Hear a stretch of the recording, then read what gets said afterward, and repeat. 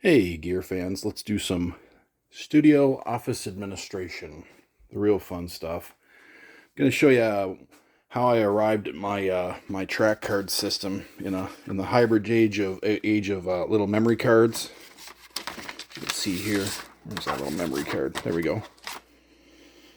So how do you keep track of that stuff? If there's hard drives and stuff, but if you're running Tascam or one of the many multi-tracks, the Zooms or the Tascams, or who else has got multi-tracks out there right now? I'm drawing a blank, but anyway, how do you keep track cards like it's 1965? Well, here's what I arrived at after going back and forth across different solutions. Mind this mess. So these are all old projects of mine, and they're all organized. I don't know if I can one-hand this heavy mess. Ooh. They're all organized, multi-tracks, masters, mix downs, and it's DVD cases, as you can tell. So back in the day, the Beatles' day, you'd have a tape box, right? There's 1/4-inch tape in there. There's Chrome, Plum 54, Green Apples, Green Felt Hat. So there's 4 songs on that tape box, and there's 1, 2, 3, 4 songs on that tape box, and this is how it was done, right? Let's see, if I can open that one-handed or not. Come on, yeah, 1/4-inch tape. So that's the old way. There's no track notes in there. Even if you were able to play those, I believe those are 8 tracks. Even if you were able to play those 8 tracks, the producer, the engineer at the time, he didn't leave us track notes. So I said to myself, I got to come up with a way. This box is absolutely full. It's also got some VHS. This is sort of what I've been currently working on. This is the current box, which is like full.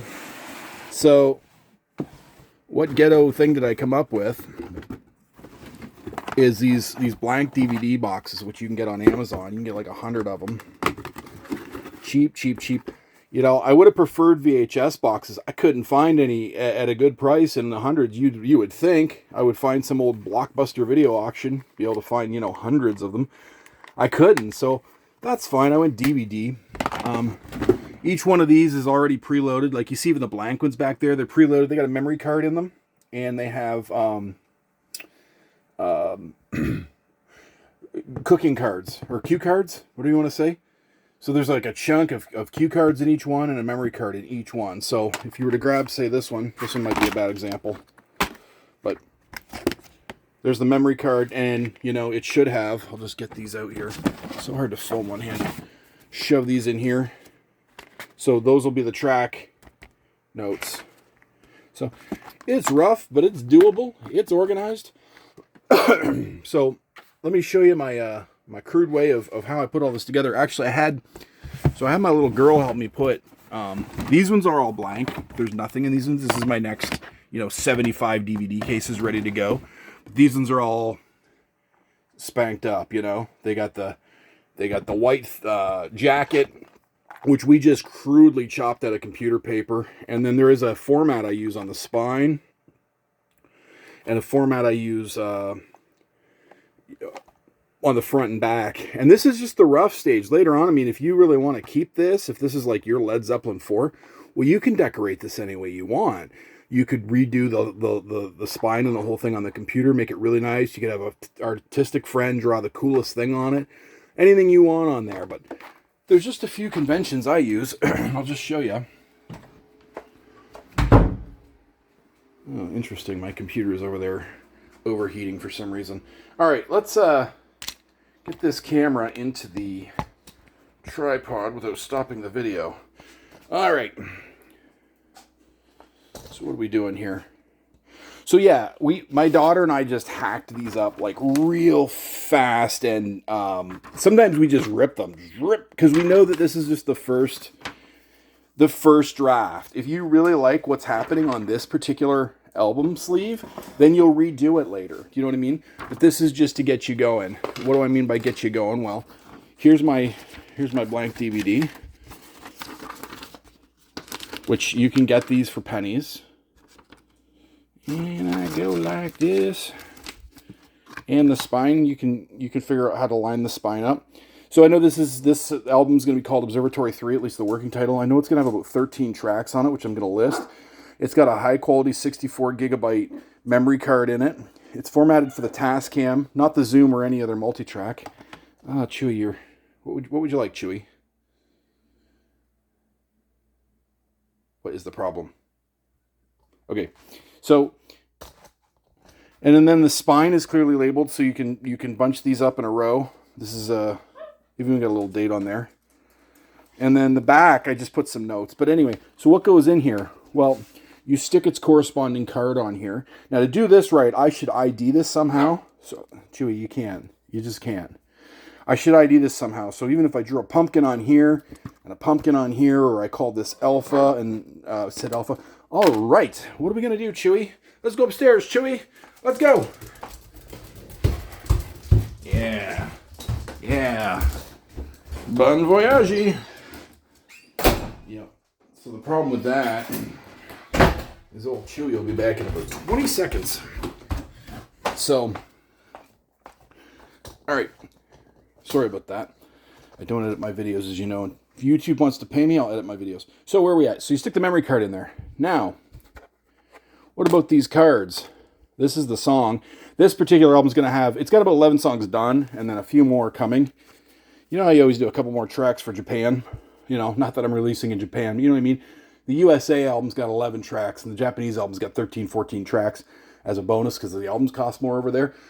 So that's what I like to do is I write an album for 11, 12 tracks, but I try to have a couple bonuses. So these are the track cards for the songs, right? So there's a song tentatively called Peggy Messino. It's got tracks 1 to 12 in mono, and then it breaks to 13, 14, 15, 16, 17, 18, 19, 20, 21, 22, 20, because because that's what the Tascam 24 does, right? So if I go, you can see it goes mono to 12, and then it starts going 13, 14, 15, 16, 17, 18, 19, 20, 21, 22, and then you got your master. So you want your track cards to reflect that, right? 17, 18, 19, 20, 21, 22. This is my little, like, at 3 minutes and 38 seconds is take 2, 6 minutes and 47 seconds is take 3. On the back of each card is really specific notes on how I got to sound, what preamp I use. It always goes, like if I sing a vocal, so the instrument's me, I'm singing into an SM58 that goes into a Neve clone that then goes into a compressor, right? So you do your chains here so that later on you go, how did I get that vocal? That vocal is good for me. And you can go back and you can get the notes of just how you put that particular track together. So anyway, so I mean, this is how I do it. So it's a way you could do it if you wanted. If you got a better idea, let me know. But that's how I've been doing it. And it's cheap as heck. Like you can get these recipe cards from the dollar store, I think is where I got them. I'm pretty sure. I think you can get them on Amazon too, but I think they're just as good at the dollar store. But yeah, so this one I'll go, yeah, I put the damn thing sort of upside down, which drives me nuts, but whatever. Just stick your cards in, your track sheets or whatever you want to call them. Yeah, they're smaller track sheets than, Fleetwood Mac and Michael Jackson used, but, oh, and then you put other little notes in there. Stick other little content in there if you want. Yeah, they're smaller track sheets than Stevie Wonder and Michael Jackson and Fleetwood Mac used, but they work, let me tell you.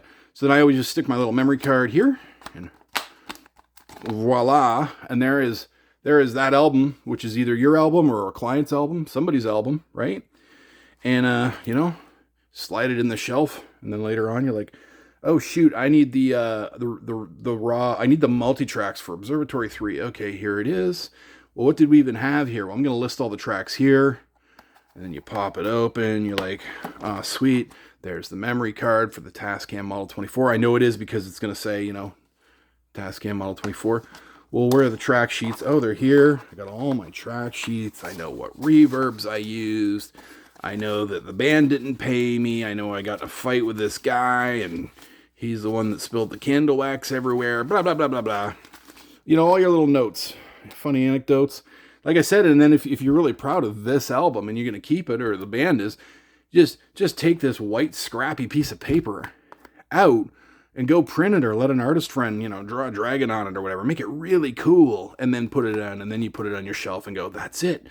That's, that's Observatory 3 right there. So anyway, guys, it's a way to do it. I got another one over here. This one's massive because this is like my songwriting. It's my working demos. So it's got a massive amount of, the memory card is missing because it's in the Tascam right now, but it's got a massive amount of track cards. So yeah, I don't know. Studio office administration. It's fun, right? So that's one way to do it. And if you stuck with me for 10 minutes and 45 seconds to talk about recipe cards and DVD cases, thanks for being here. But I don't know. I think it's cool. I think it's a good way to do it. It was the cheapest way I knew how to do it. I would have preferred VHS cases, honestly. And I know VHS cases are that big, but you could have put much bigger track sheets in, but I just couldn't get any cheap, to be honest. Maybe the VHS will make a comeback like the cassette is. But, well, hey, thanks for watching, everybody.